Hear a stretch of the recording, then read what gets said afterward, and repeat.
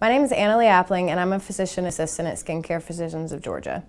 I went to UGA for undergrad, and I went to South College in Atlanta for PA school. I chose dermatology because when I was young, I had severe acne, and it really made me insecure about the way that I looked. I then went to a dermatologist, and they put me on Accutane, and my face cleared up, and my confidence really shot through the roof, and I felt a lot better about myself after that.